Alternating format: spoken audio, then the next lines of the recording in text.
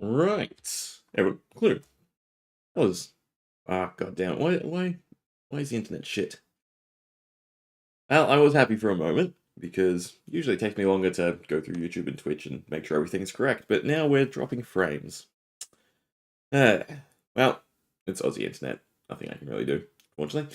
Before we crack the outsiders, right? Let's discuss a little thing. So I spent the morning, not too long, probably half an hour, doing what I do every now and then, which is basically just Googling the hell out of Flesh and Blood in Australia, right? In terms of boxes and what you can buy, what's available at the moment. And I'm talking like going to page 15 of Google and just finding every store possible. And yeah, it's all drying up steadily, right? I mean, you can still get Monarch, you can still get Tails, you can still get what was the other one? Everfest, right? Kind of easily.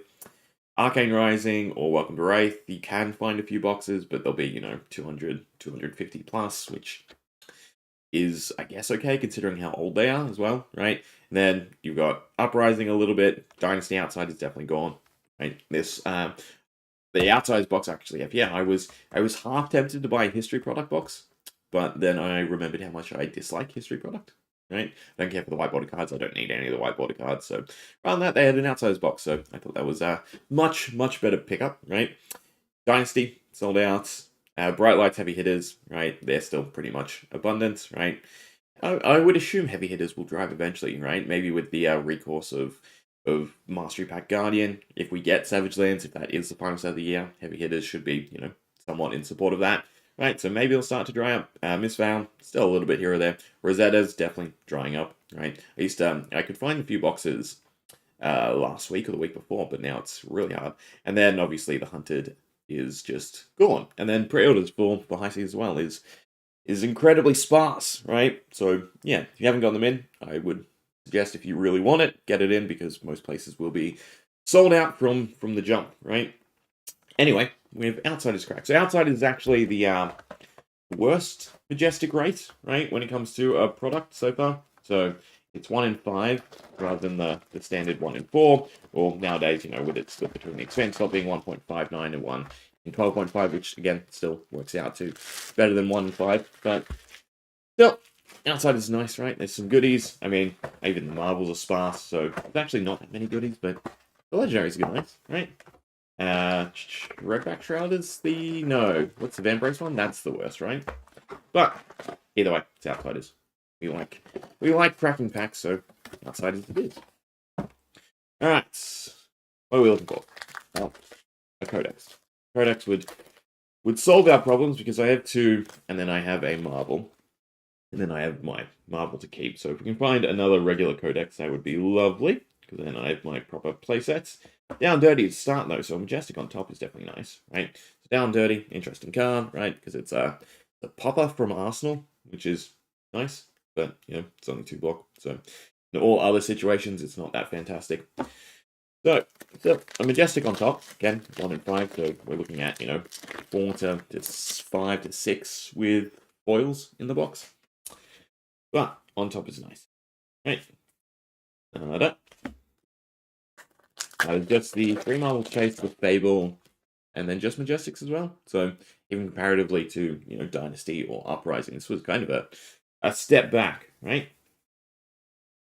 Oh, not the Majestic you want to see. Looking for a scrap, I think the red variant is worth a little bit as well.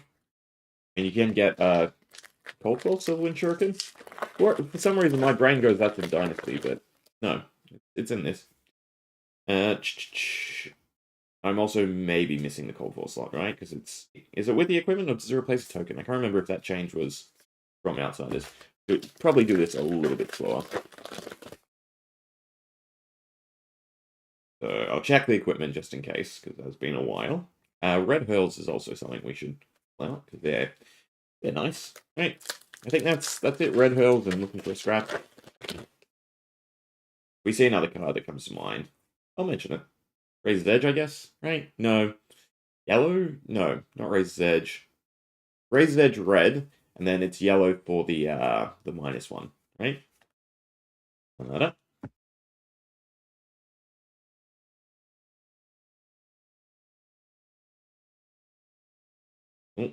Toxic Tips. Toxic Tips. Next attack action card you play this game when it's hero crate with frailty inertia. It's not the one I'm thinking of either. Thinking of the one that allows you to ping, right, if you reveal an arrow. That could be interesting. Granted, Enigma's gone. Imagine if that was unpreventable. That as a rare piece to clear ward would have been kind of interesting, right? It's just a one and done arms piece, plus you still have to hit the arrow on top of your deck. Anyway, Spreading Plague, so we are actually doing decently for the Majestic, right? Spreading Plague's not a bad one. Definitely, niche use, but can be kind of devastating. And is yellow, which helps with the curve for Assassin. Mask, Shenanigans, and a Foil Inertia.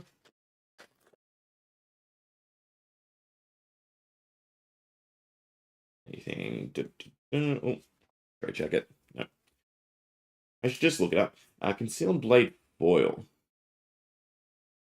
I take it back when I said, Outsiders is one of the worst Majestic rates, because we're doing semi-decently. I'm pretty sure it was reduced, right? Because they upped the legendaries, so to balance it out. Well, a Codex of Inertia. So we did find a Codex. Not the Codex I wanted, but, we're not halfway through, and that's already our 5 Majestic, so that's semi-decent. What's Inertia do? Each hero puts the top card of their deck face down to their arsenal. Each hero that does discards a card. I mean, technically, if you have the Arsenal Disruption, that's still okay value. But, yeah, no. Not as good as, obviously, just pulling it out of your graveyard and then withdrawing the Arsenal card.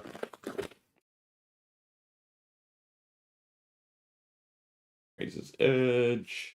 Blade Cuff. No Majestic. Alright, 1/2 done. So we still probably will see, another Majestic. Still looking for the Cold Foil, and potentially a Legendary would be nice, right? But we don't have to get our hopes up.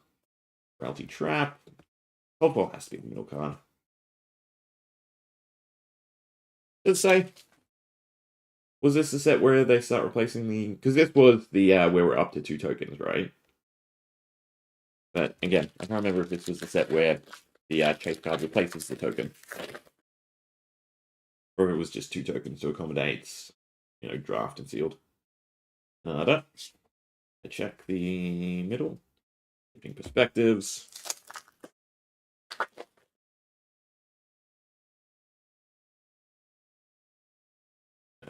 Mask. No. Bonds. Oh, Shiny Seekers, though. Yeah, it's not what that is. One day. Actually, no, I can't ever see Bonds coming back, in all honesty. It's just such a big rate. Alright. Time for a goodie. Fleetfoot Sandals. Blue Hell, we want red. No Majestic. Nothing. Yes, everything was basically just on the first half of the box. Toxic Tips. Red Hurl. I think only the foil though. Another Majestic, which is still pretty nice, right? Definitely a chunk of Majestics in this box. Granted, a Benji spec. I'd like to see just an adult, right? Without, it doesn't have to have Benji's ability. I think Spring Tiding is still just strong enough that Benji would be an interesting adult ninja, even with just different ability than his prevention, his block prevention. Alright. Almost done. Oh, another Majestic. That wound. Well. So, yeah. Generally speaking, that means no Legendary, right? Because Outsiders was one of the sets where, you got a ton of Majestics. Well. And you did. You could have got a couple L's. I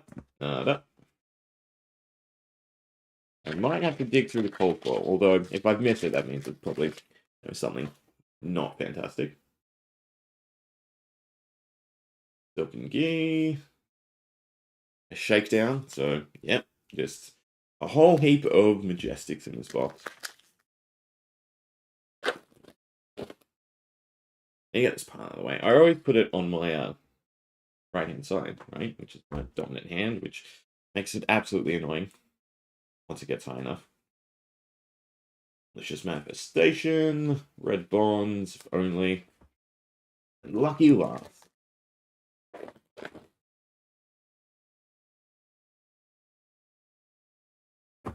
Redbound Tunic, no M, and potentially no Cold One.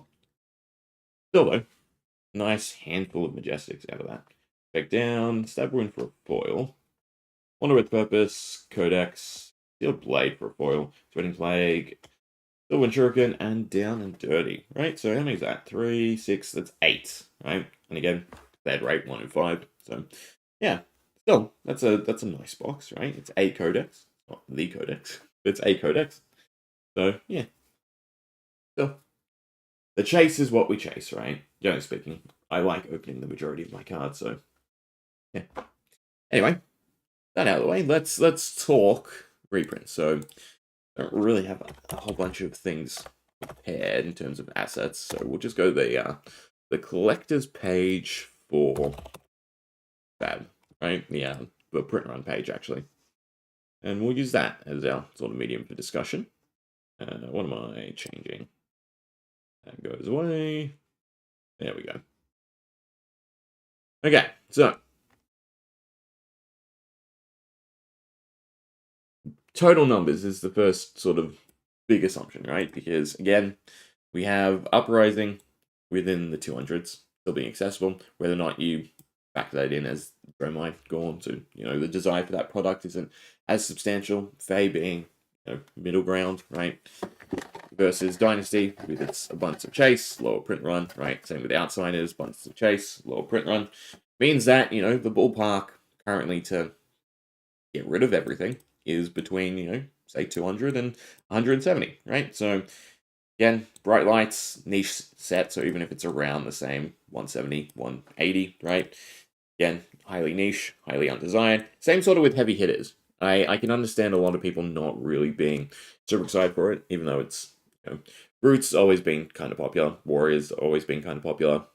Guardian, I guess it's sort of the lackluster one, right? Everyone was hoping for a nice big Guardian, but we got, Betsy, unfortunately. Victor does all right. Right, so those two sets still being in circulation, right, being available to buy, sort of understandable. Misfail will probably slow down a lot, right? So I would have assumed it would have gone close to, selling out, and then we got the bands, we got, well now Zen and Enigma going. How close is new?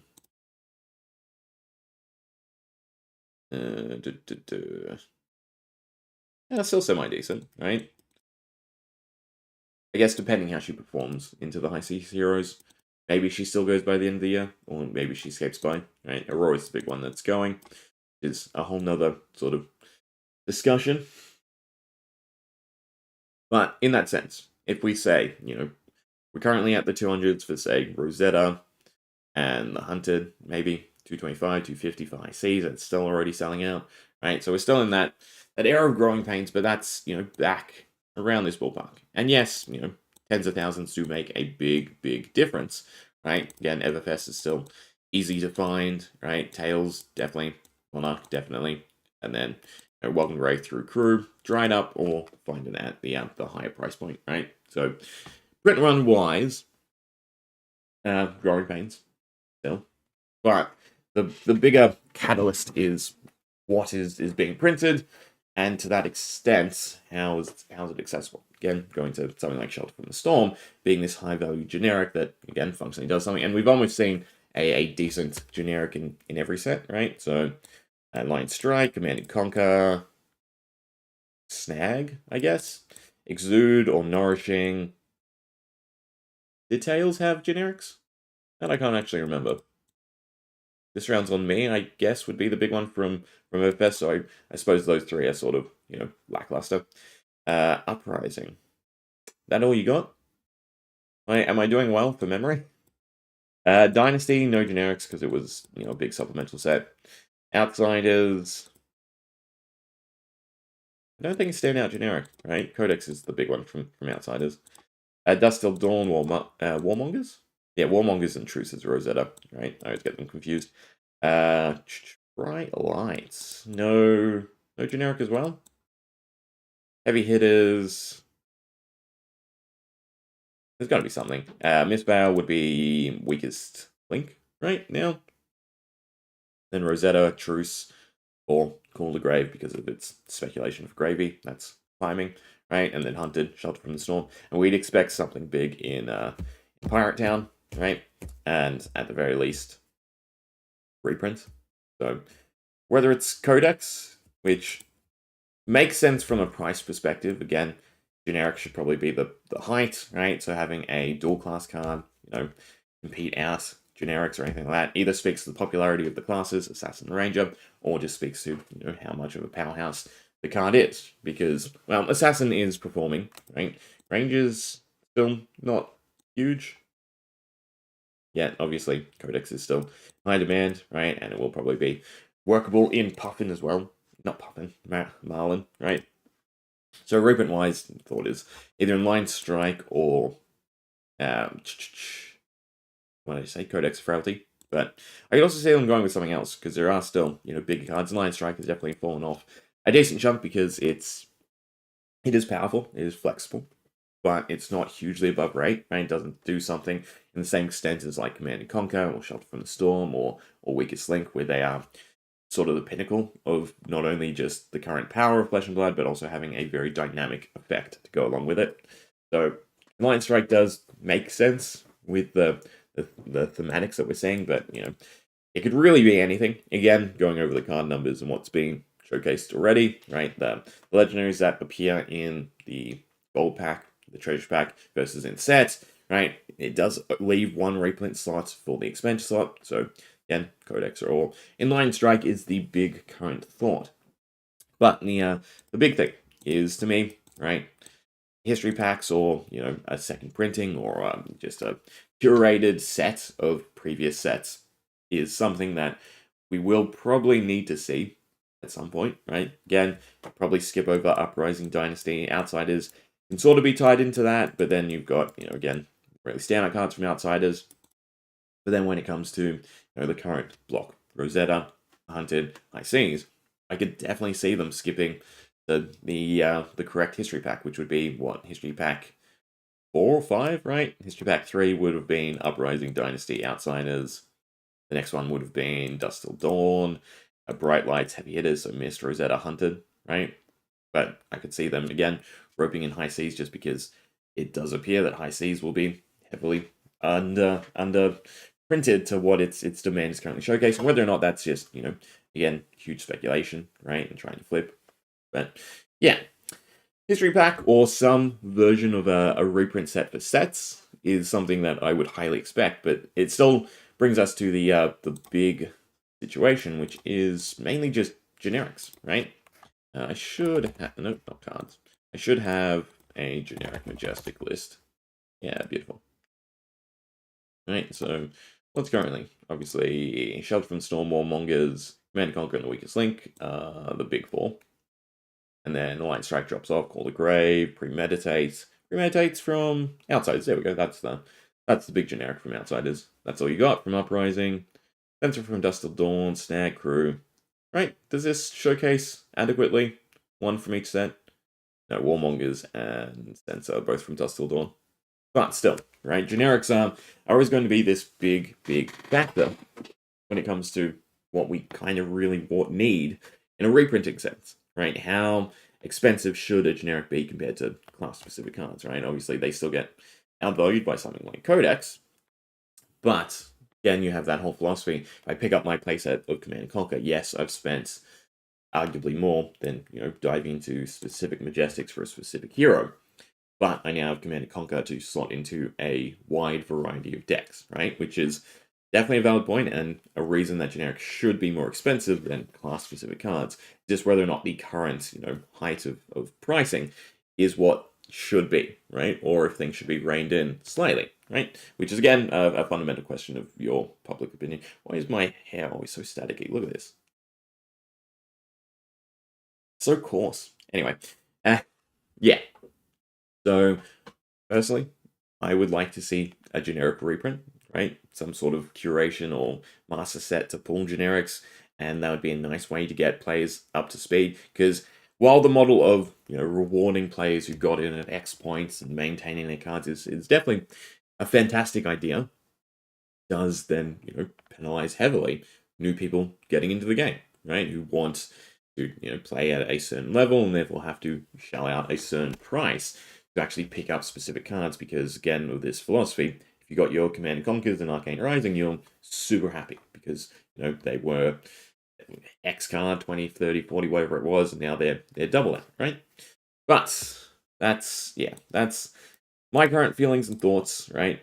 Need a history pack, especially for the sets we're seeing this year, given, again, as long as demand is actual demand and not some sense of monarch, in that big scalping bubble, right? And then I would like to see something done about generics, because, yeah, generics should be accessible. I'd love to see, again, high-value specific class cards, right? Would I actually? Depends, again, the ceiling of that high value. But, yeah, I do think, generics should be reined in. They should still stand above class-specific cards, but, Spells from the Storm being such a dynamic card, right? Being $300 a playset. That's definitely a bit rough, right? Is there anything else to add or think about? I guess pull rates, right? Pull rates is another big thing. Whether or not this should be tuned down, right, and changed. So we have sort of the big errors. Uprising was another change. Go back to Watery Graves and Klloo, and then History Pack 1. Right, so currently, although this is, 1 in 4, it's not actually, right? If we go off with rares, Majesty replaces a rare, then we know that the actual inset or limited Majestics make up that 0.17, which is not 0.25, which is what that accounts for. So then we can reverse engineer the expansion slot, and it comes out to 1 in 5.9, right? Which means that Majestics were bumped, and the expansion slot at 1 in 12.5, right? Versus Bright Lights, where again, we have this 1.68, which can take out the 0.25 for limited Majestics, and then it puts the expansion slot still not at the 1 in 15, but rather 1 in 13.5, I think is what it worked out to, right? So, again, we got the expansion slot, it didn't impede limited Majestics, and then after this set, after Bright Lights, it did. Outsiders being that 1 per 5, mainly because of, I would assume, the legendaries being easier to pull, right? Maybe the foil Majestics were also changed, because that's something else that we don't really get declared till more recent sets at 1 in 18. Uprising being the big change to Rainbow Foil and Cold Foils, right? Again, Majestics being that big center play piece to me, unchanged. Watery Graves, we had Super Rares and Majestics, but if you factor them out together, it comes into that 1 in 4. Granted, the more high value cards, the more sought after cards in terms of play pieces because of their power, right, were harder to pull, 1 in 12. Then Klloo was where they were shrunk together, so Majestics just becoming 1 in 4, no longer the separation of Super Rares and Majestics. And then History Packs again, having this idea of 3.15 looking great, but then such an expanded pool that it definitely does not work out, right? There are an abundance of Majestics that you don't really care for, right? I'm pretty sure all the Super Rares made it into the History Pack, which is already kind of awful. But then, again, to find a specific Majestic from the History Pack, it's not actually easier than the sets they came from. So, the History Pack fulfilling this need of just being for the sake of reprints wasn't quite correct. Now, from LSS's perspective, right, they need to sell boxes. Having a set like the History Pack that you can't really do anything with other than open and crack, well, they have to maintain a certain margin on it. So it does, in that sense, make sense that they didn't just, absolutely shrink the values. But generally speaking, if we were to get another History Pack, I would like to see it reined in, right? At least be in comparison to the sets it pulls from, right? Again, it's like 1.5 times to find a specific Majestic compared to the set it pulls from. So, and that's including the higher rate of Watery Graves and Arcane Rising, not the conjoined rate of Super Rares and Majestics as well. So yeah, I expect us to see something done with reprintings, right? I don't think LSS is just gonna, what's the term? At all the waters, tread the waters. There we go. Tread the water, right, and just wait for print sizes to accommodate the growth of the community, and then just leave it as is. I'd expect some sort of level of tweak or some alternative product. So yeah, we'll have to see. When it comes to value, the idea would definitely differ from person to person. But yeah, if Majestics are this center play piece, right? Then legendaries, alt arts, expansion slot cards, foils, they should all have the higher value, but it's not necessarily what we see, right? Again, the big principle. A Majestic rank before being 3 times as rare as a normal, right? But it's not 3 times the value. So that's partly on the play community and how they desire cards, right? We as a community have just sort of just showcased that, Flesh and Blood is more loved to be played than necessarily be collected, right? So, yeah. Hopefully we get tweaks. They have sort of, avoided the subject a couple times when it's been attempted to be brought up. But let's do some max games, right? So we're still sort of tweaking the deck, right? We'll play a game, revisit it, and think. But I am very much liking the extra items. Again, just as a simple way to try and get more value out of Banksy, make Banksy a bigger threat to be blocked. So we'll see how this fares. I'm probably taking this to my local ProQuest, right? I don't really just want to either build Syndra or Assassin. I'd rather take something fun and interesting which doesn't, perform super well. Verdant, I think AB2 is correct. No, but it's AB2 every time. They don't have any small pings, so I think it's AB2. It depends if they're big Verdants or if they're Crucible Verdants. That should be fine. We'll take AB2 into Verdants. Oslo take 3. Rune Chance or Rune Blade take 1. So Waning Moon, so that's fine, right? So 2 should still protect us most of the time against Surge. And we're going first, so we do want to try and set up 2 Hyperdrivers. Although we don't really have a 1, right? Because we also want to stash something. God, how many resources do I need? I need 3. And we can get to 2, which means I'm arsenaling the Hyperdriver. Still doesn't work. I float 1. I lose Pulse Wave, though. And then pitch. It's still a bit awkward, but I think I don't need the Arsenal card if I do set up 2 Hyperdrivers. They still have to show me 1 card anyway. And then we hit the Hyperdriver for the wrench value. Also, my apologies, I am zoomed in. That's the version for Talia.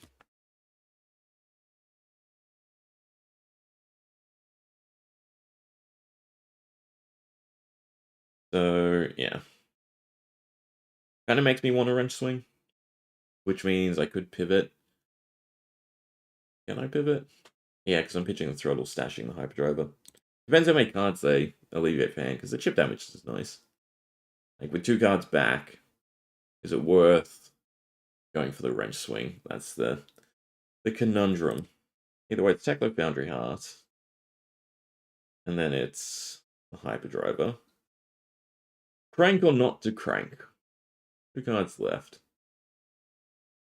The nice thing is, and I should probably be playing a bit more defensively, holding onto the yellow so they can't ping me in the end phase is also nice enough, right? Yeah. Oh, fouling. So now I feel a little bit safer. Didn't get any damage across, but our board is still, decently assembled. This is not fantastic. I mean, we could get really lucky and hit something off of the magnetic shockwave. Oh, it doesn't even have boost. This is horrid. This is a really horrid hand. And this is the big problem that still surfaces with Max is just finding nothing. God. What am I doing? I can crank and swing. Can't boost, so I kind of want to keep the blue for the Hyperdriver. Stash a Bios. So, in that scenario, that and it's blocked with the soup up.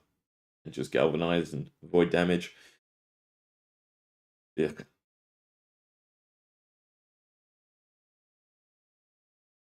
Not fantastic. Yeah, really not fantastic. Rank and swing.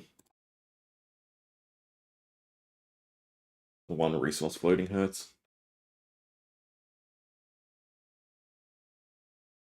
Maybe I should take out Kinetic. To be honest, there's not too many non-boost cards. I still like the super ups over, say, like Firewall. But yeah, that's a better hand, but that was awfully rough. Well, I'm probably taking the pings. But if it's just pings, it's not too horrendous. A little bit of life gain. Alright. Okay, what are we doing? So I can jumpstart off the Hyperdriver, get a resource. Jumpstart off the T-Bone, get a resource. Just T-Bone, another Hyperdriver into play. That's not too bad. I'll have 2 resources, so I can still jumpstart, get a resource. The Med-X. Not really getting the value out of Med-X then. But I think this is pushing the most damage. That's fantastic. Do I want to crank it? No, I'd much rather have it around for a turn. For an extra turn. So, yeah, I love Penetration Script at the moment. It's like Clamp Press, but, you know, it goes on air attacks. So, that's nice. So we definitely want to push damage.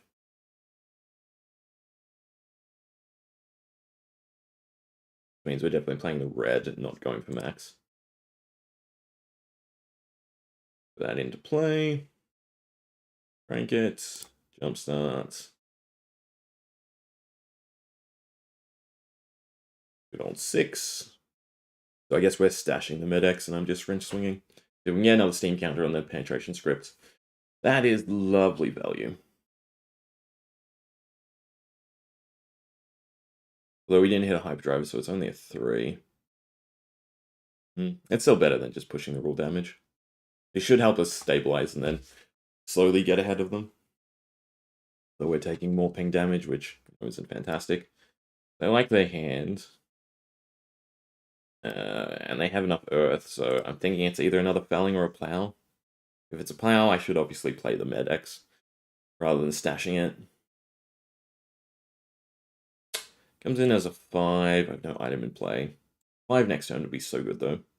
I'll just wrench. Surely they block it because of the penetration scripts, right? That'd be the thought. At least that's the intended thought that I'm trying to push.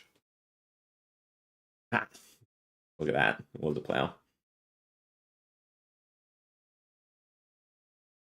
Alright, now I'm feeling better about arsenaling. All class and talent types until the end of turn. Well, it's just a 6, and it definitely has to be blocked. Nice thing is our cost curve is too great, so what are we trying to do? We have 1 resource, and we have a lot of stuff to play. Gets me 1, gets me 2, but then I have to break the chain, so Pulse Wave is actually not that fantastic. So I guess we block with Pulse Wave. And everything else is worth more damage.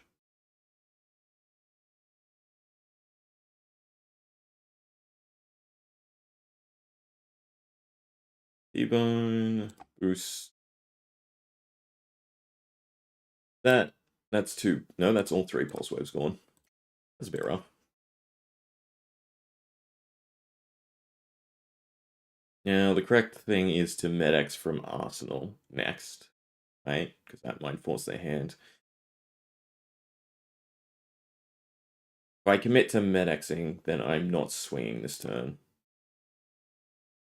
I would really like to swing because of the penetration script. I'd have to max first, then pitch something. It is still a little bit rough, and I don't get the Hyperdrive for the next turn. But it incentivizes them to block Banksy, right? Because an extra turn of the penetration script is definitely strong. The max gets me a Hyperdriver, crank it, I can swing, I get 1 resource back. I'm still pitching and then swinging. I think I have to go for the Banksy swing.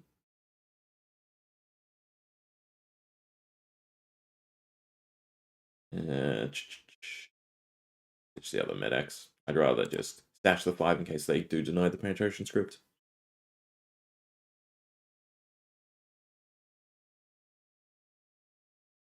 So the hope here is that they think they have to block, and then they have to block the Banksy.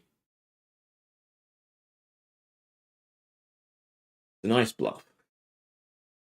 I don't think it works too well on the computer screen, though. I always get called out. But in this scenario, yeah, Banksy's not that fantastic. Although drawing into a soup up now would be lovely. Get that value out of the penetration script. Taking this erase face, is that huge? So if I'm not boosting, I don't care. Which means I can still set up hyperdrivers. I can even action point. No, because boost still doesn't land.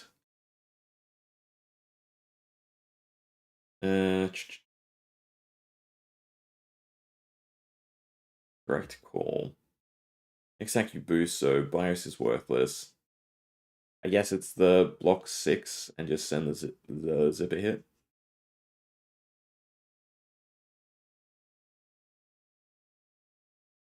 Would have been a lovely turn for the soup up. No, actually, well, yeah, because I would have had 2 block for the Foundry Heart and the Industry. I don't need the resource, so it's zipper hit first. Hitch, and we're stashing that hyperdriver. There's the soup up.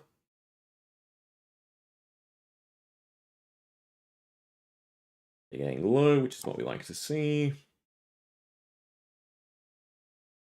There's all my galvanized gone. Feels so rough. Boosting away all the good stuff.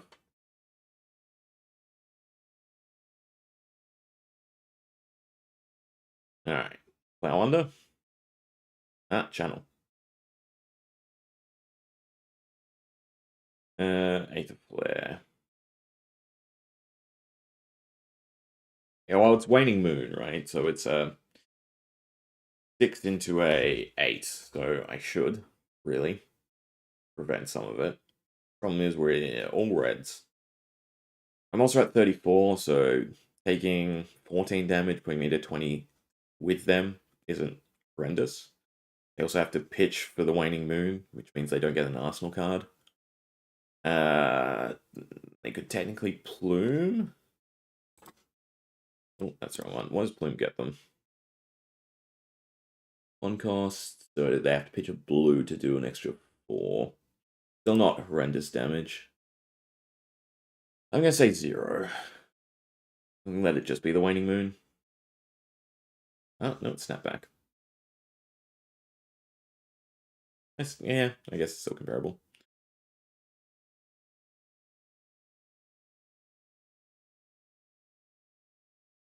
Alright, so...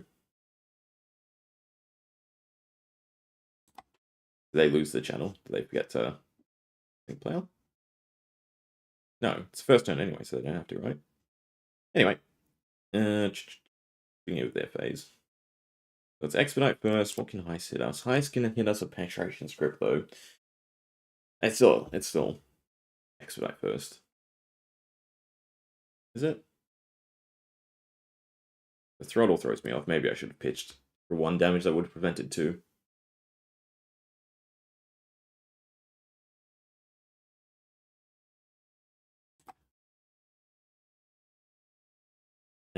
Go to 2 resources.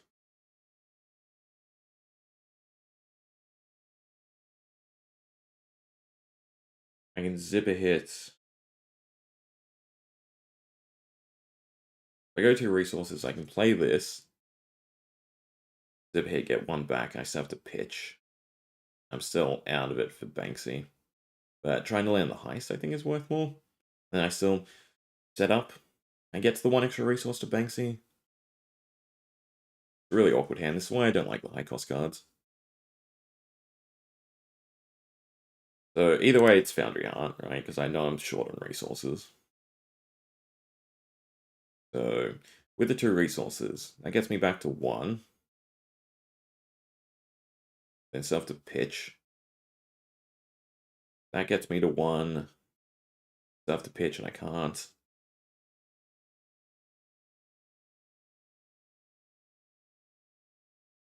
But at least I get a hyperdriver into play. Then I can't Arsenal card anyway. So it's zipper hit into heist. And then not cranking the penetration script.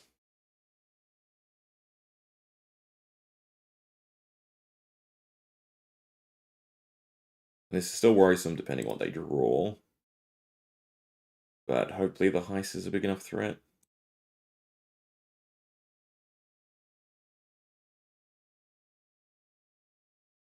They still have equipment to block with as well.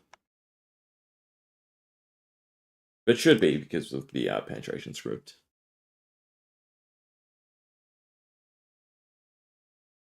So it should be one card and probably Barkskin. Then they still have a significant turn of their own. Yeah.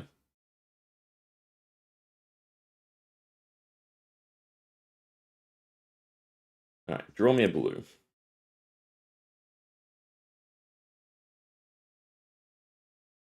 2 blues. How many do we have? 1, 2, only 2.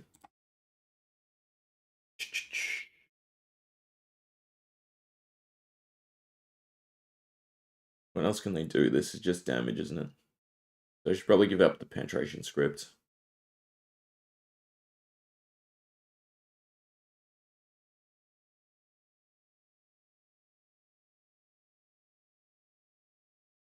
What's the correct?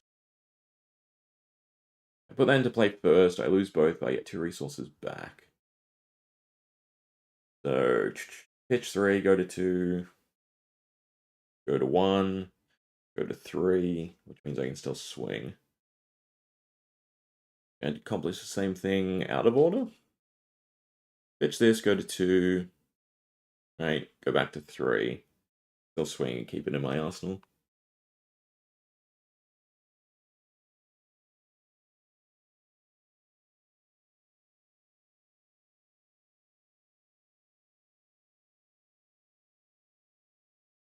But it doesn't really matter because I have the crank. But shouldn't be playing the one from Arsenal. Yeah. Either way, it should be jumpstart to start. The worry now is just Storm Striders into KO, I guess.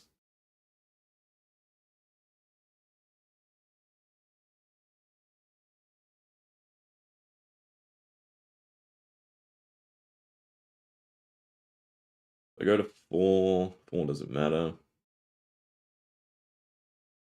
Yeah, 4 doesn't matter. It's just clamp, press, and swing. Which being as low as we should, I maybe should try to stall this for another turn. The Hype Driver into play. Boundary Hearted. Another Hype Driver swing.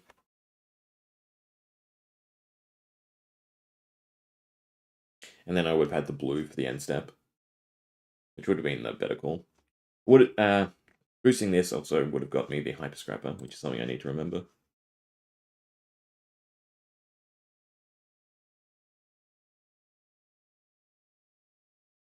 Felling definitely puts us Storm Strider's threat, though. So what's our turn? It's block 6. Just which cards block 6 with? I wasn't thinking. It's not block 6, it's block 5. Take 3.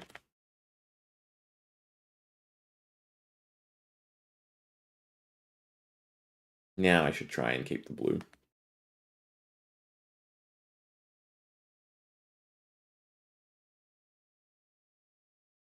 Our turn is 0 to 60. Max Banksy. If I pitch for the Hyperdrive, or at least we float the resources. Or I could go real big setup. Hope that next turn does it. I guess that's kind of the correct call. Playing as big as possible. So 0 to 60. 1, 2, 3, 4 resources. I guess. That helps.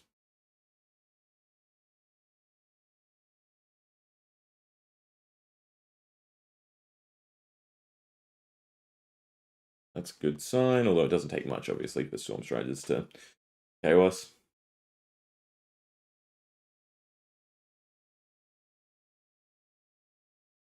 Yeah, go big or go home.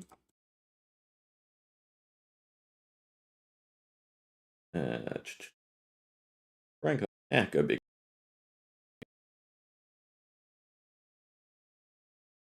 Rank.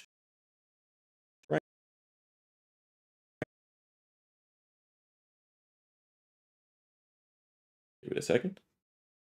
Try again. There we go. Break that. No point holding it any longer. Do that.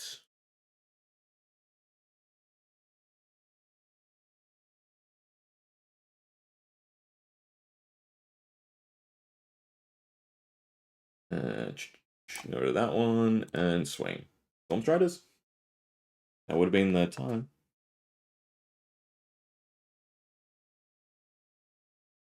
But we still have the Clamp Press thanks to the Fast and Furious.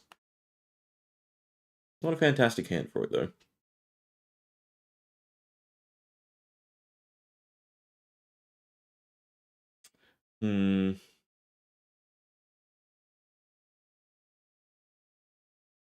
Getting 5, which definitely puts us into Storm Strider range.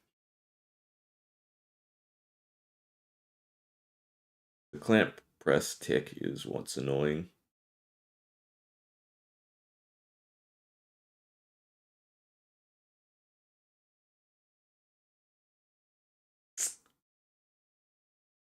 Right, I should have prevented the 2. I've got only a baby 2.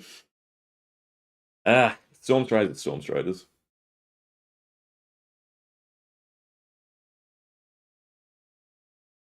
Actually, I can float a ton of resources with this turn. Right? That's my crank. I can go to 3. I guess is the correct call. Because this still means they have to block. Well, they don't have to because it's not enough damage. They want to, though.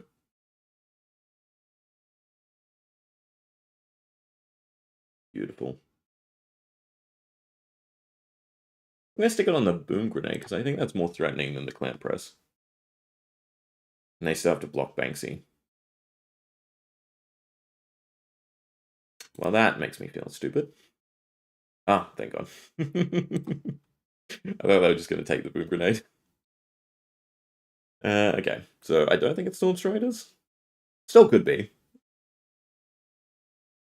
Right? Play 1, pitch 3.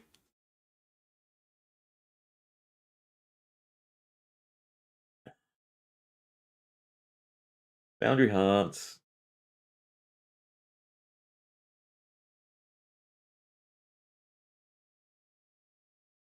There was a little thought there.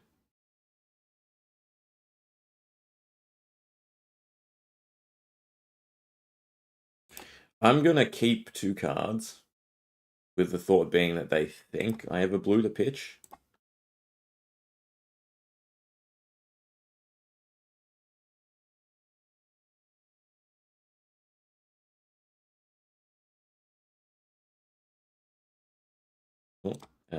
Arsenal. Yes, Hyperdriver.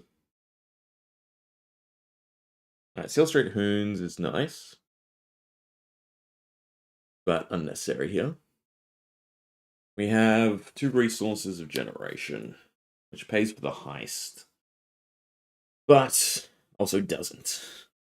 I need to keep the blue. Heist does become a must block. I guess it's the 2 gigawatts.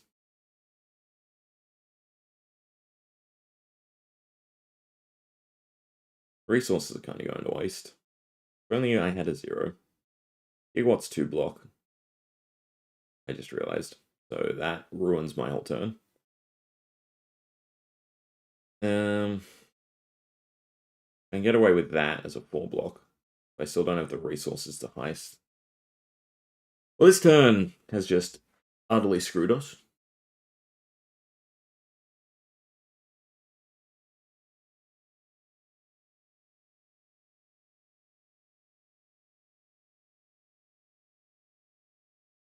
Hmm.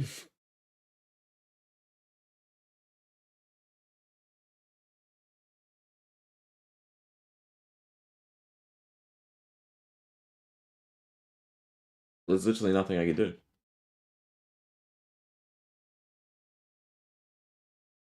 Other than play and swing. It's the Steel Street Hoon for the 4 block and a Gigawatt.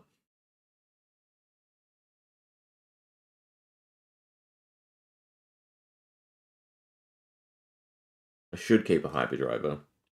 I should keep both Hyperdrivers, I mean. And just give up the Boom Grenade since we're swinging. Ugh. I like Gigawatt, but maybe Gigawatt goes too. Ice goes.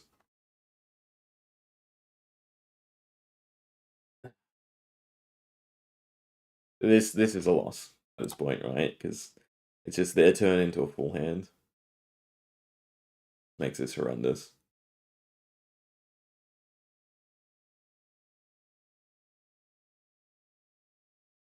Well, it was a fun match though. That's what we have to really correct with the deck, is just the draw variance.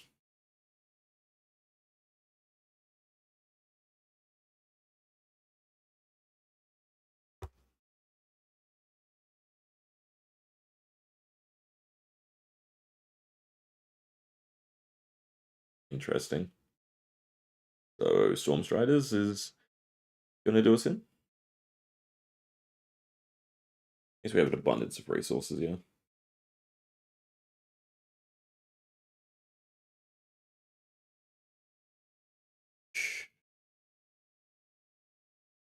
There's any time to burst them down. Nice first, even though it gets blocked out. Greedy otherwise. We'd rather just push the damage. Giving the Eighth of Flare is interesting.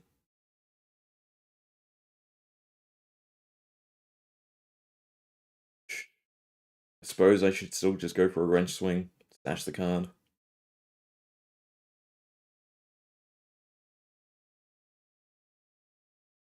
Or do we just overextend? If I go with Ben X, I mean, there's no way to block. There's no way for them to block anyway. Unless this one, you know, let's react another root-bound Carapace. I guess Medex is still correct, with one card in hand to make them think.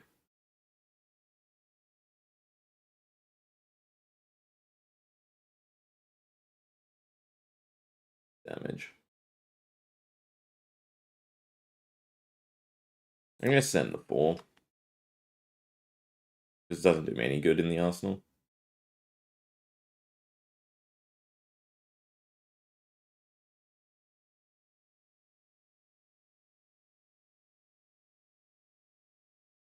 Alright, we have blues.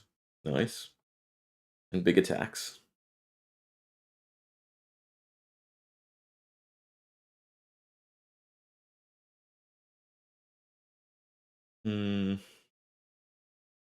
One resource left, so they can't Wane Moon.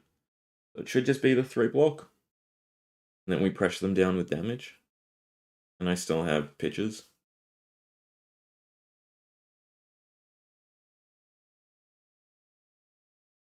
Well, despite the horrendous turn, maybe we made a comeback?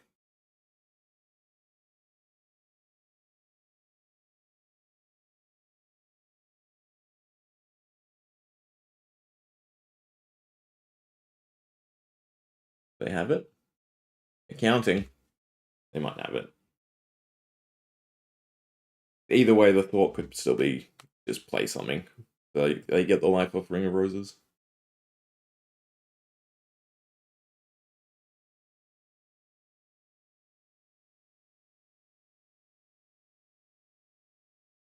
Although with our deck, they don't really have to survive much longer. You can only boost 1 card next turn. I actually don't want to Arsenal anything. I'm guessing they're meant to activate Stormstriders there. I'll block with it, which is fine. Yeah, there we go.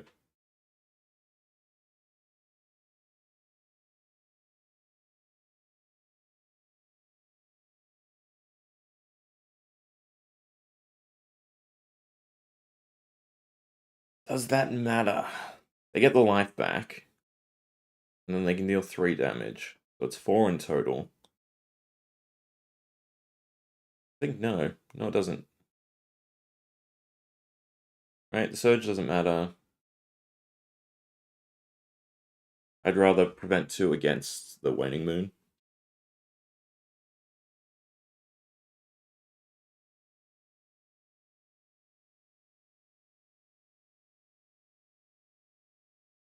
And now we don't have Fear Storm Striders either. Granted, we're at the end of our deck.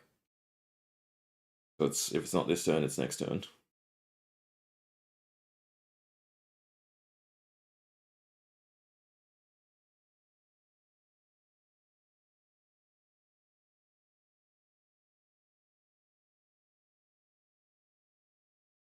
I can send it to... Sorry. 2 cost. So if I go Techliff Foundry...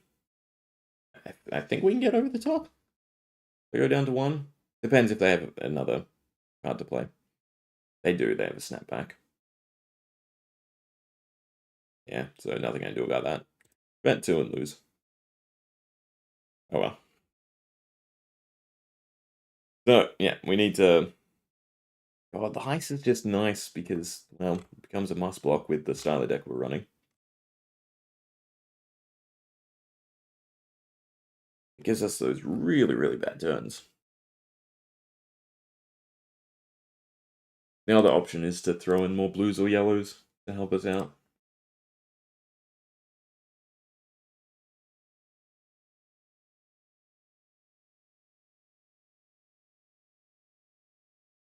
Gigawatt's also tempting to cut. Wish there was a 0 variant, right? Like +3 onto the wrench would be fantastic.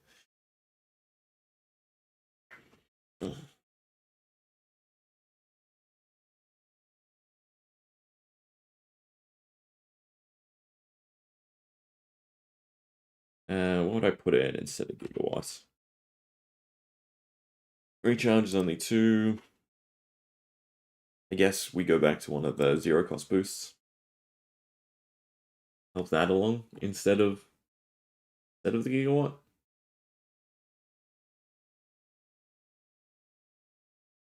Urgent delivery is also kind of interesting. It should be data link. There's nothing else.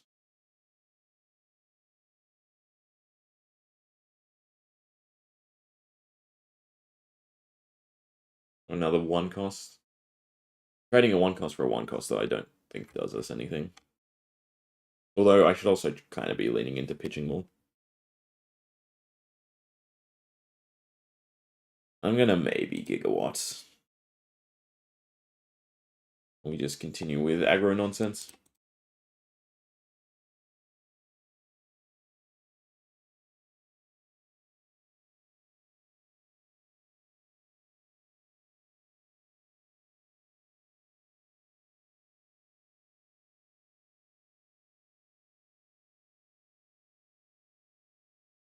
But I am still liking Penetration Script. The Boom Grenade also may be a bit overkill.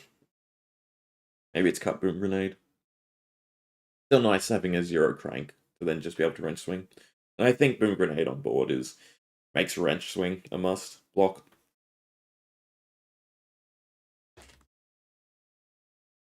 We also cut out some of the blues.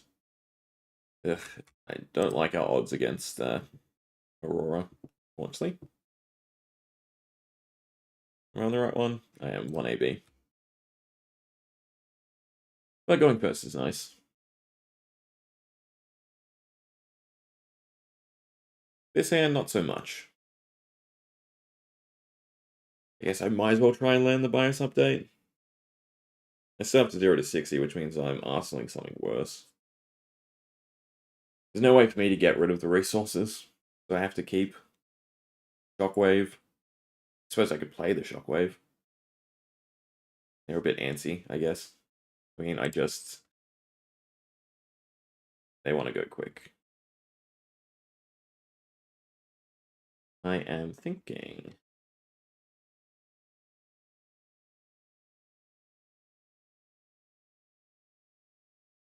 So I can Foundry Heart, still get my Hyperdrive and get rid of the Magnetic.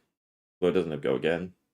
Well, it doesn't boost, so I can play the Max first. I guess that's fine. Sash. Well, it doesn't have Go Again. Well, it doesn't boost, so I can play the Max first. I guess that's fine. Sash the bonus update.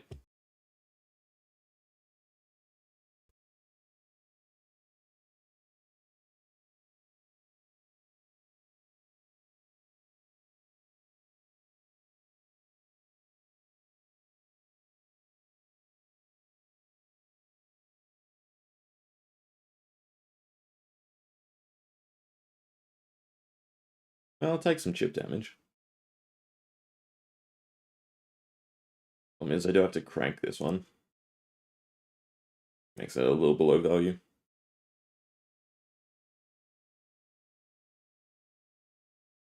I mean, I just joined Snapdragons anyway here, so it's nothing big.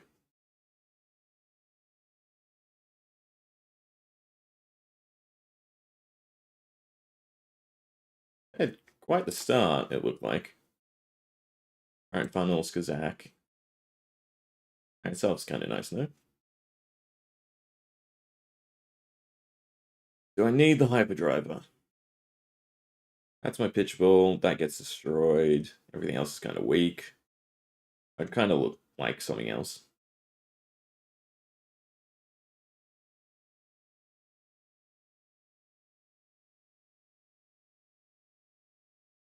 That's not the something else I wanted.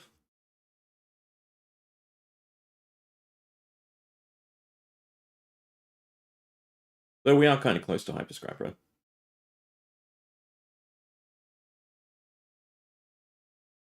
There's no must blocks, right, in Aurora? So I should still save equipment for the next turn to channel Lightning Valley. Granted, they will still most likely get over the top.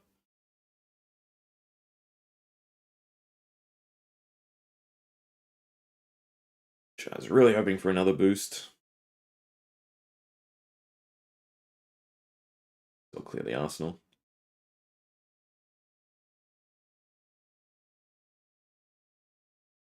Boom Grenade. I won't crank it. Oh, it stays around for another turn.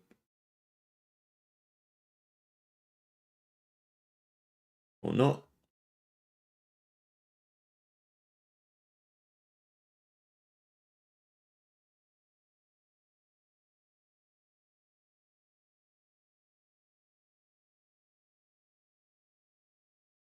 Yes, I'm stashing the Hyper Scrapper. That can't be correct. Even though if I crank it, it goes away. It's still better than Arsenal.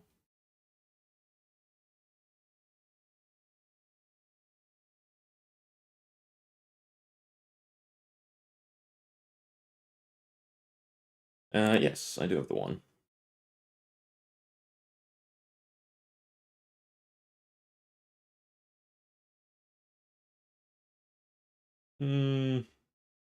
They do boost. It's the Arc Lightning turn, so they get the card anyway. I'm not going to go that wide.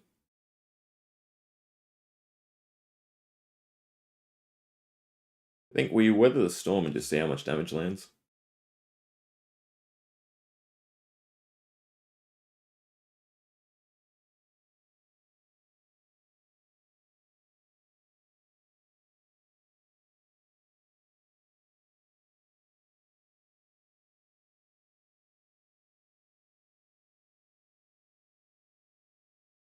Maybe throwing out one Steel Street Hoon would have been nice. And just Pulse Waving for 2. But I think disabling the next turn, because they're definitely... I feel like they'd overextend here. Get all the ping damage. Right, it's a swing.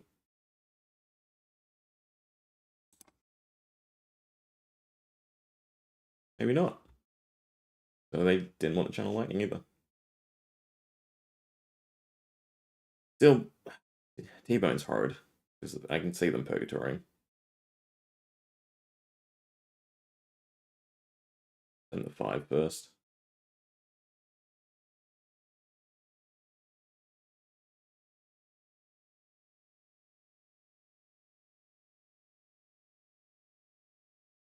T-Bone.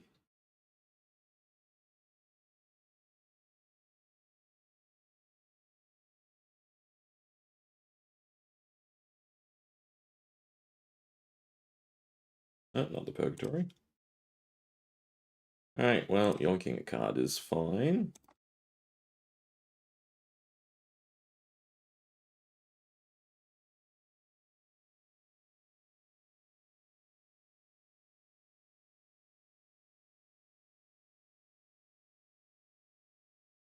Right.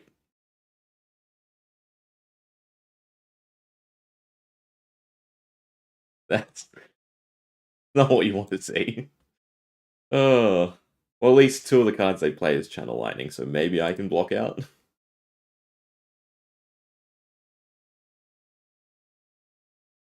I wonder what's coming with that. One block. And I guess one of the Pulse Waves. And all it takes is like a Lightning Press or something else into the two channels.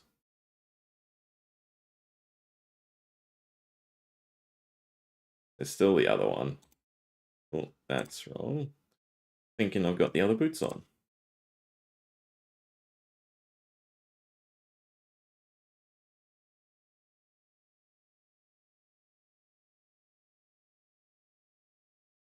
Is it worth to then Arsenal the card? Yes, it kind of is.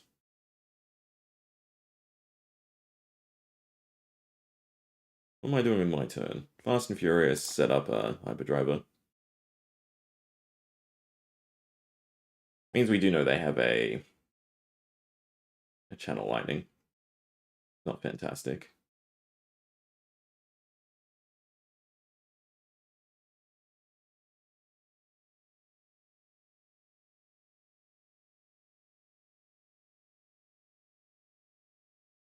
Can't get to a wrench swing. So would I... Oh, they're a blue or a token? I think keeping them on the Arsenal is still correct.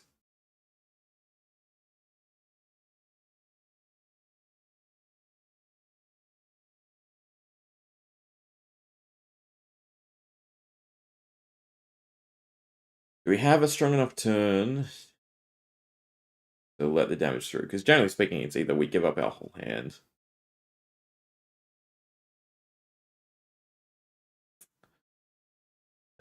We'll do it. How many fours they have? Play defensively.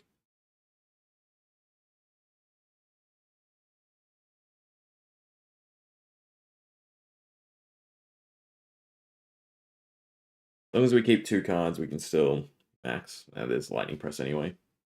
It didn't matter much.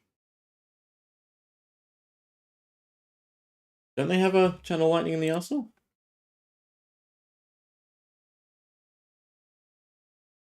Am I mistaken?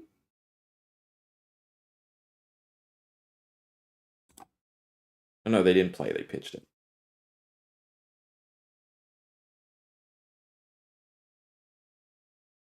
Is that worth the snaps? Guess so. Because we're low enough.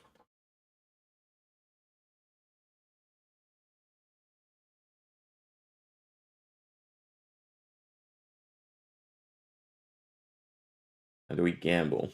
That's the question.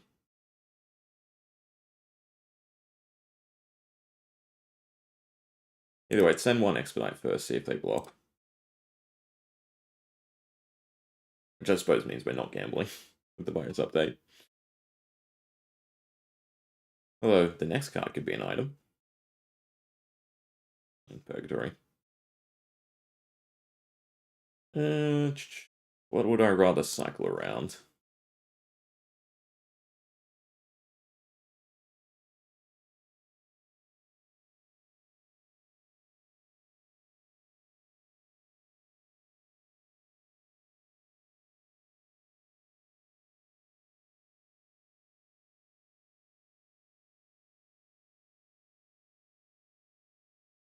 They still get the card.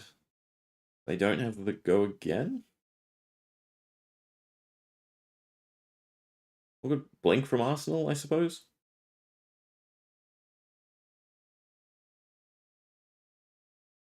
Can I comfortably block both? Technically, yeah. Give up the clamp press. In case there's more arcane pings.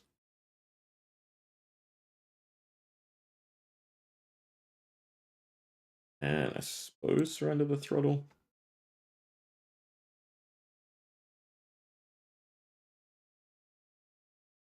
At least this is the last channel.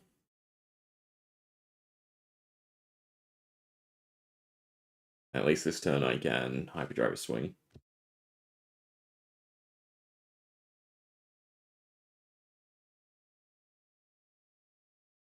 it worth it? Was it worth pushing the damage? No, it's worth pushing the damage. We're in aggro anyway, so I don't have to worry about milling my deck. In which case I should have Fast and Furious second. Now that I think about it. Slight misplay.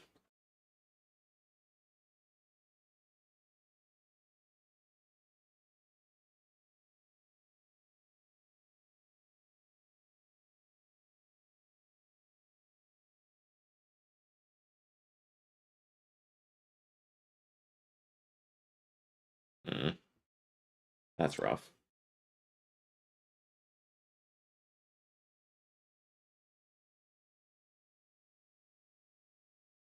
We have a 4-block.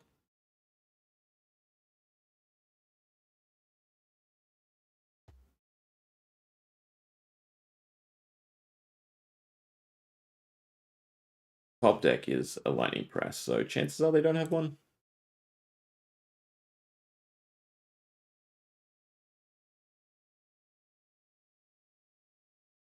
I love soup out as the defensive out. They did have one. It means we know the next card is a lightning press as well. So that probably is game.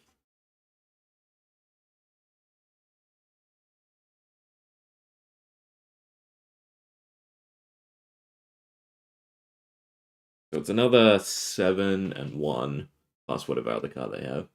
Well, now it's just the 2. Like the hyperdriver.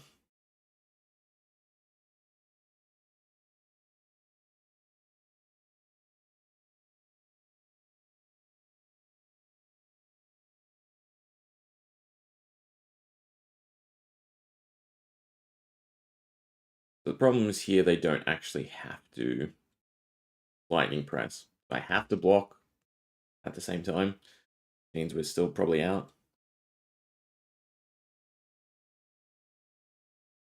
Means I go to 1.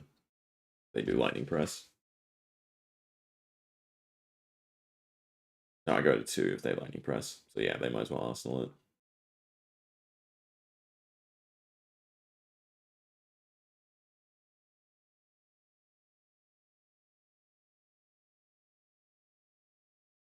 Well, that's concede.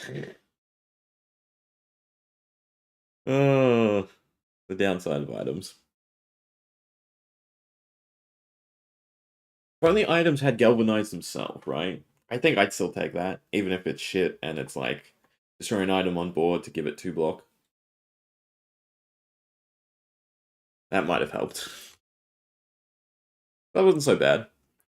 Do I miss the gigawatt? That's the question. Because the other, you'd risk it really hard, and I cut down 1 Mechanetic, 1 Steel Street, 1 Hyper Scrapper. Stick the 3 gigawatts back in. That feels like a bad time waiting to happen if I don't get the hyperdrivers.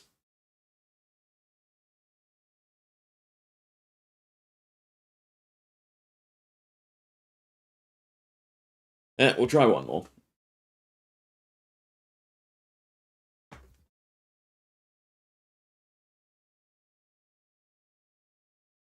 Ah, you don't feel well into Klloo once he gets up and running. So either we hit him fast and hard, or we just slowly get weighed down.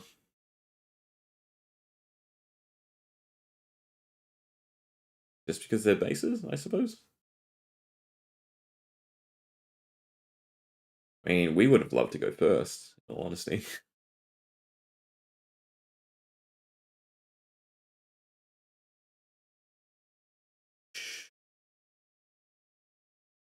I have to set up the penetration script. The Banksy shuts us down.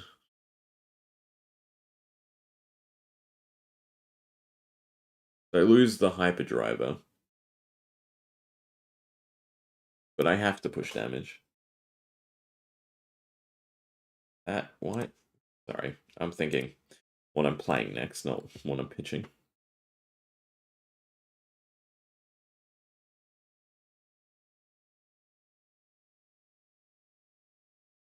So, weirdly, it's ditched the Achilles straight away. Which means we're not really gaining value out of the penetration. I suppose I could just Arsenal it.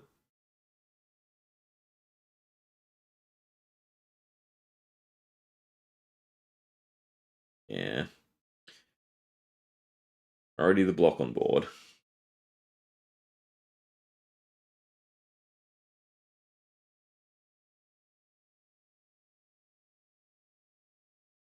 Should probably swap legs. Although I do like the instant pop. Instead.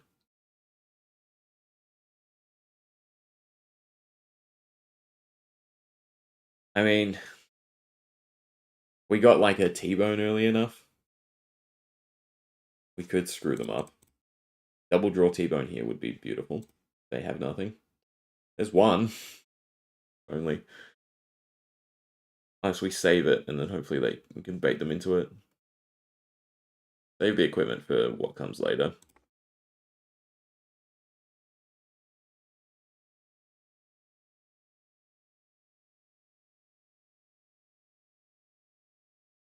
So I do want to zip a hit first.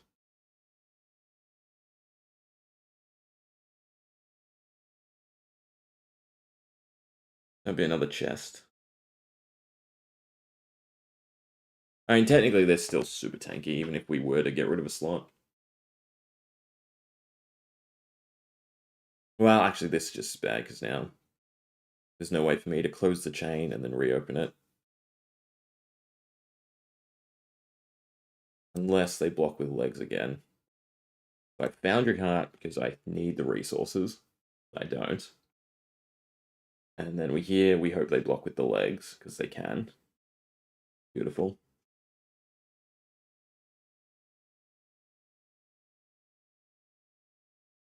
And we call that entrapment. Thanks for the chest.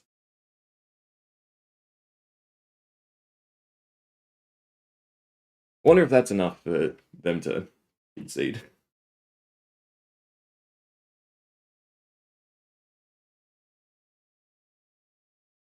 Thank you very much.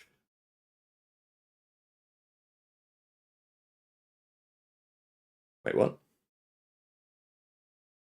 Oh, when the combat chain closes. Yeah, beautiful. With our one resource left, I might as well throw penetration script out. I don't have to worry about the cost next turn. Alright, so Singularity's off, but they're still super tanky. Ooh, get T-bone straight away too.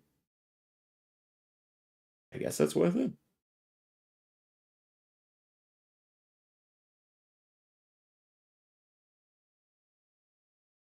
See if they have another piece to play. Otherwise, 2 gone should definitely do the trick.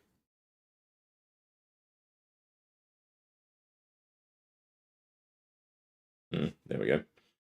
I doubt they fall for it twice. I guess we're giving up on the pulse wave. Yes, I definitely want to crank that.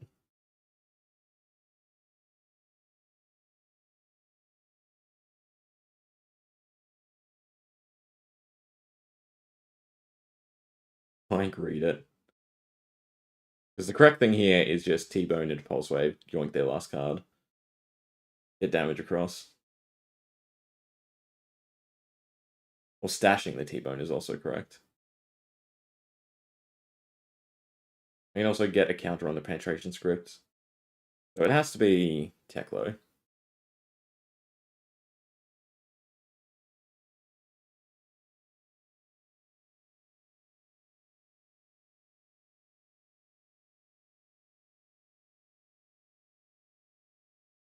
Betray the T-bone. I don't think we'll land it.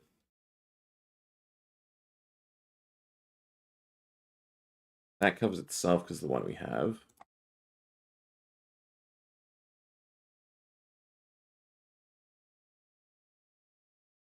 Nice thing is this cuts down a segment of their block. That's quite nice.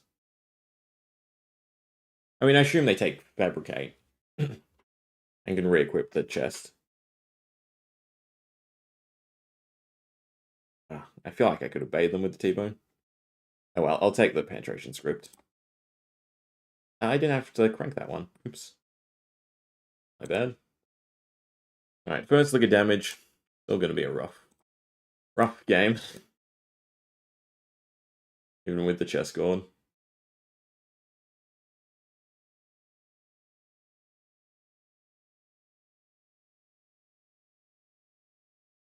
But now it's just about upkeeping the penetration script. Or getting another one into play, that works too. So data link.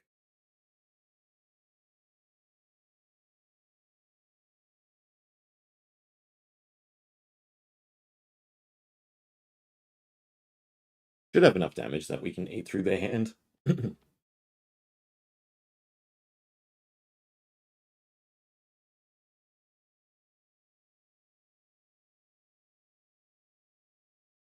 Kind of want to hit a hyperdriver, so I suppose we bottom it.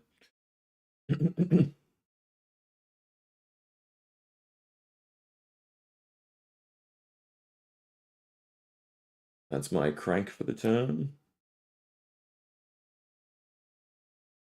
This is back to 3 to wrench. At least upkeeping 1 is still nice.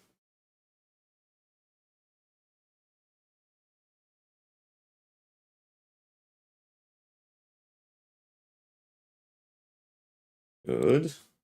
They shouldn't be able to block Heist or the wrench at this point.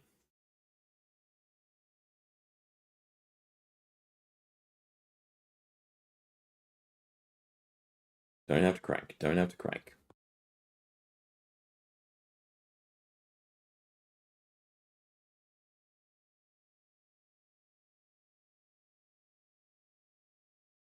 Yeah, penetration script is beautiful.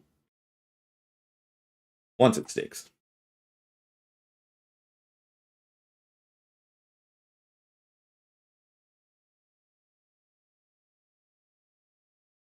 A nice, juicy hand. Probably worth giving up the hyperdriver. There's some block, though, for them. And the quicken.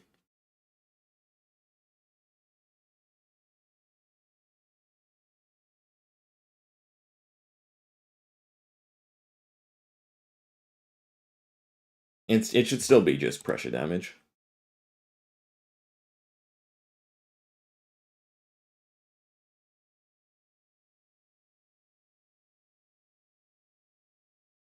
Especially while we have both penetration scripts.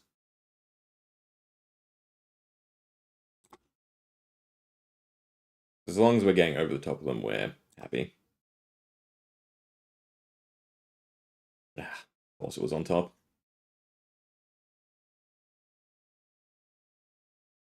Another one? Of course not.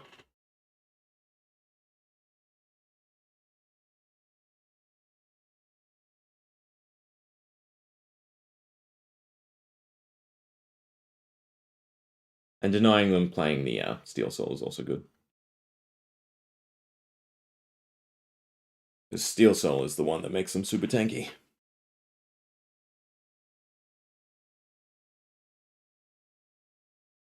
We'd also like to draw into a T-Bone.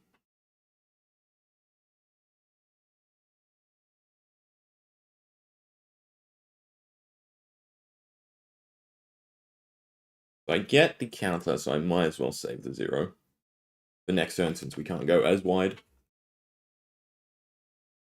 1 less damage. Watch us draw into a Fast and Furious. That could have saved the other penetration.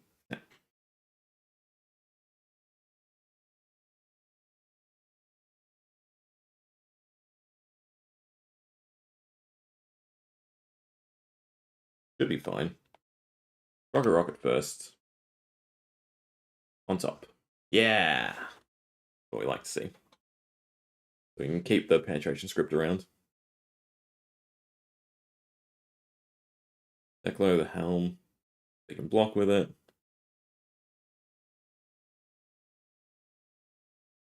The pulse wave also doesn't really matter here, since they'd give us their hand anyway.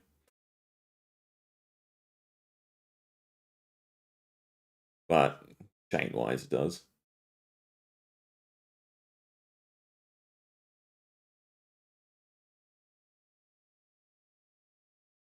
I was tempted to stash the pulse wave then.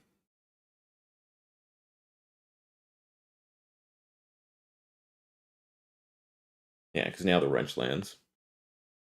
Right, even if we break the chain, because they only have 2 block. Plus we have Gigawatt.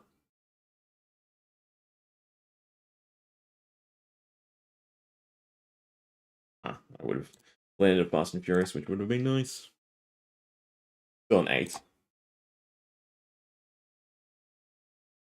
Maintain our +2 to 3.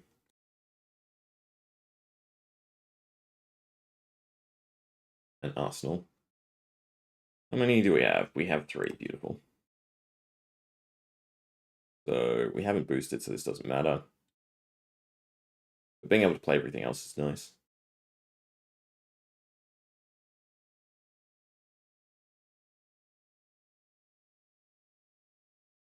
Chess piece.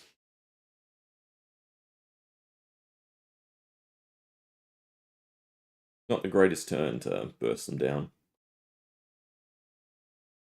Maybe I should have thrown out the penetration script first.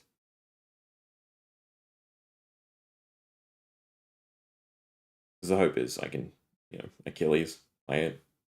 Nope. They have. Nothing really mattered. I mean, we wouldn't have been able to go excessively that turn, but yeah. Penetration script putting in the work in terms of our damage.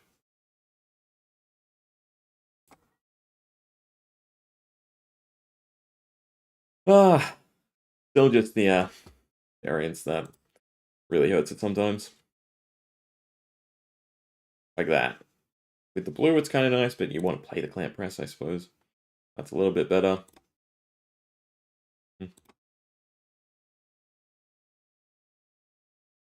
Alright, I might as well go for one more.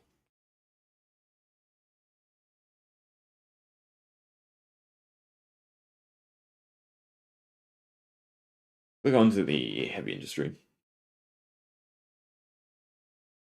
Against Ninja, I'd almost prefer the drive break, right? Because it's so good just the first Kadachi that comes out.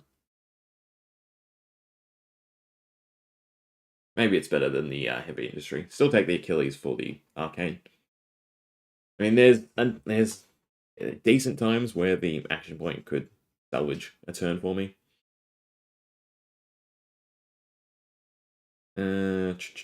Stashing the pulse wave. I guess it's send the data link even though it gets blocked out.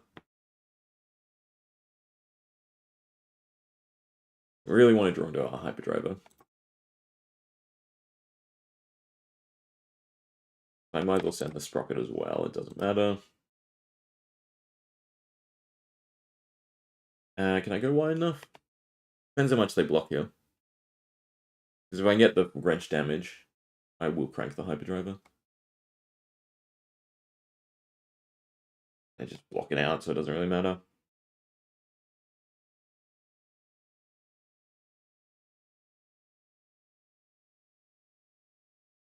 Really track the damage? I don't think the damage this early on matters. So I think it's just set up. I'll be fooled by the fist pump. Well, fantastic. 1.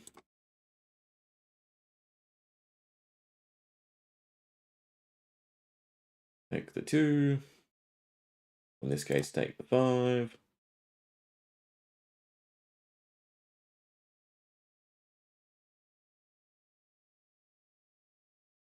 That's rough, though. What am I not playing? Bias update, I suppose.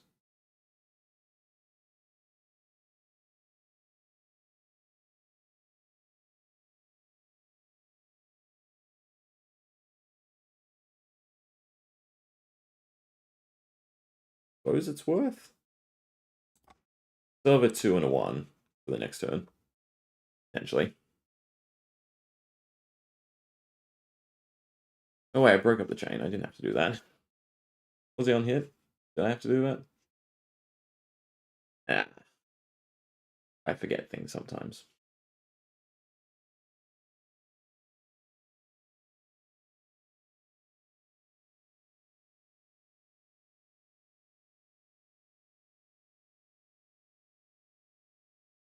Do they block? Oh, thank you. I don't have to pitch for it now.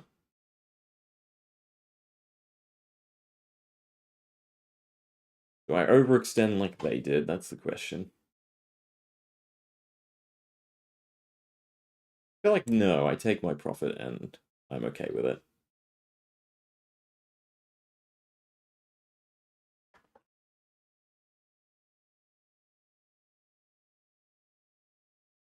Definitely still going on the penetration script. One less turn to worry about for that.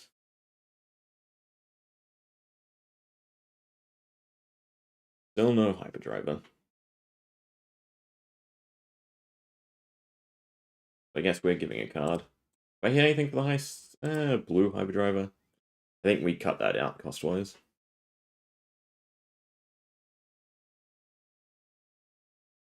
Take the 2.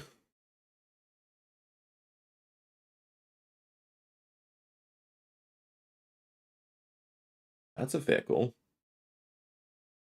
I mean, it ends their turn. I don't have a without, otherwise I just break a helm. I think that's fine. I think my turn is just a bit more devastating. Because they'd probably just, Arsenal anyway, so it doesn't really matter. Obviously taking the 6 matters, but... Well, yeah, no. Yeah, it's just Arsenal and end. Yeah, there's no downside, other than the big 6 damage. Although Tunic is up next, so that's a bit rough.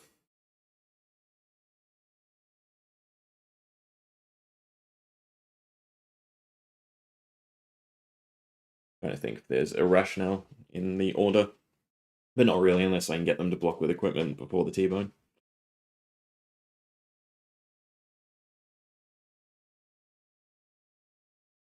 Fine.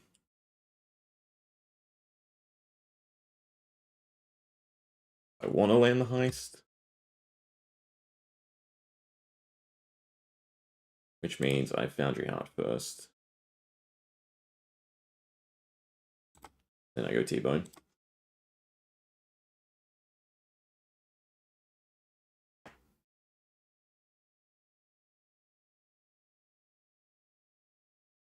No attack reactions. They can still block out the heist, although it's just a hyperdriver, so it's no biggie. I'll do heist next. The 6. So it allows us to wrench and continue with the penetration script. Unless they're letting us aggro. That's interesting. Crank. This one, don't crank. Max 1. Yeah. That gets me a resource back. So now I can still wrench.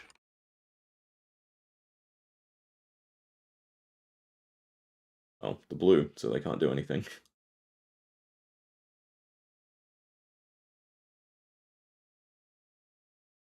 Then Max, Banksy.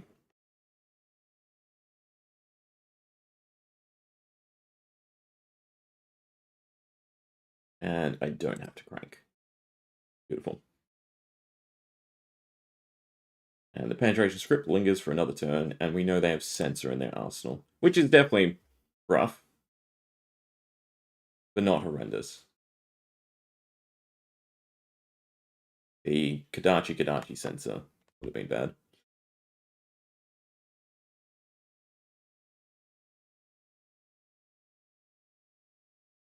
I just swing for no, just Censor for the hell of it. They can't play the name card. What would they even name against us?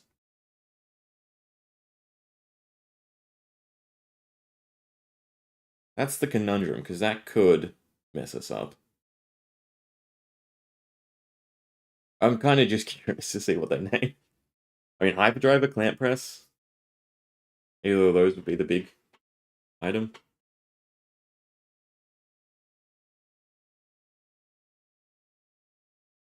Well, I am on stream, actually, so... I suppose it could be a Jumpstart. That would kind of be fishy. Right? Because there's no rationale to do Jumpstart. If it's Jumpstart, I'm tempted to undo it and then block it out. But they're thinking, so... They're thinking. T-Bone. T-Bone to me is just a rational choice anyway. Although it could be because, you know, they're preventing the first Hyperdriver.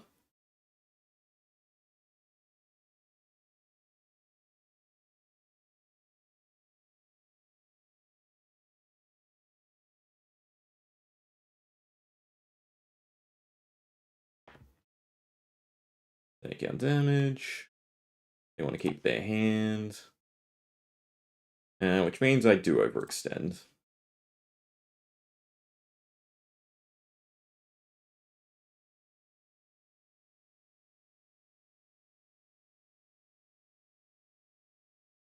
See if they deny the Banksy. Or flip back they should. We'll do it anyway because we have the resource. So it doesn't really matter, right? Because we got that extra steam counter with the penetration script earlier. I definitely want T-Bone first. Kinetic. Can't get to enough pitch. So might as well just play that. And then mid-X first. Well, that can stick around for another turn. Maybe the Hyperdriver was correct, but nice big 8 pressuring a card from hand. The question is, do I play the 0 to 60? They're kind of low enough that I'd like to just continue bursting them down. At the same time, just having a Hyperdriver.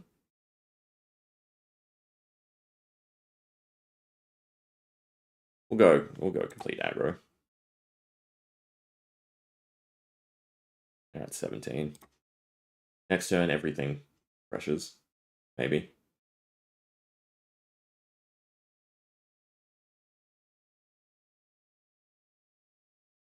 If they still deny this. They do. Alright, so penetration script is a little worse for wear. But we still don't have to worry about mask at this point. It's a very familiar hand. I'm tempted to industry so I don't have to crank the boom. Granted, if they let damage through, then it doesn't really matter. But having that for another turn is nice enough.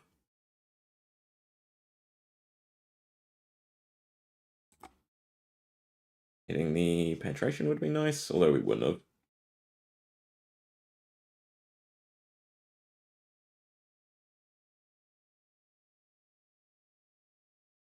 And this is just straight damage.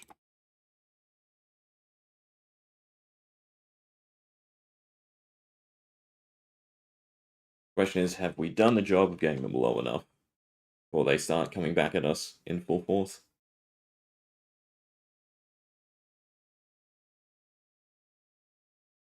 Do I need the extra resource? No.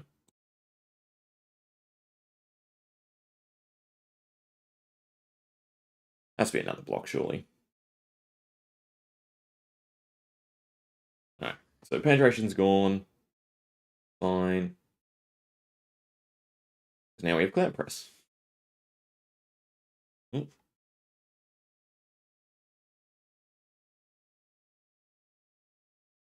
Another sensor. This is where we go, that's fishy. I might as well block it out.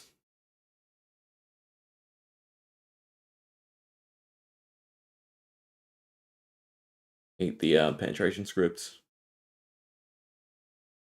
Would have been nice to get Clamp Press, but eh.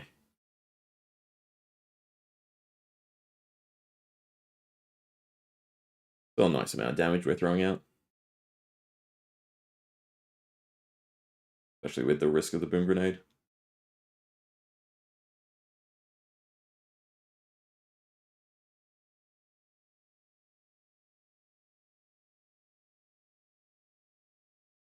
Two 5s is still solid. Into a 4. So even if they deny it like that, now we get the Boom Grenade for another turn. Granted, our deck is running low, and we're not really transitioning on the HP front. And all it takes is one bad draw for the tempo to reverse.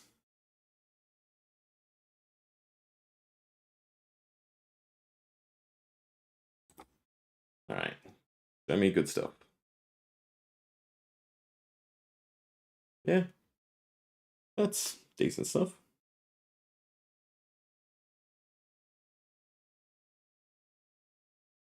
Yes, it's just the damage. Tempted to gigawatt it. Guess what? Yoinks their full hand.